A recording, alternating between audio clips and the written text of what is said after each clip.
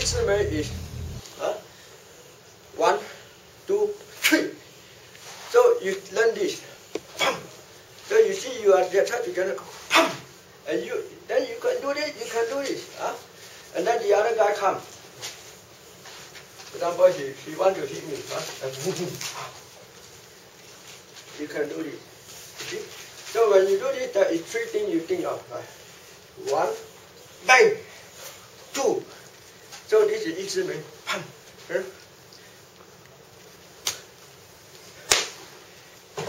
Okay, so that's why you can never tense out. You have to relax.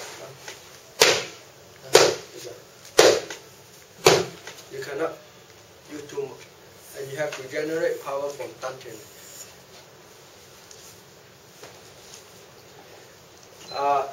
Besides that, I also use my stone. So sometimes I get very bored in the train, nothing to do, 1 hour journey. But make sure I cover it, otherwise fellow passenger will think I'm crazy. Make sure I cover in the back and picture.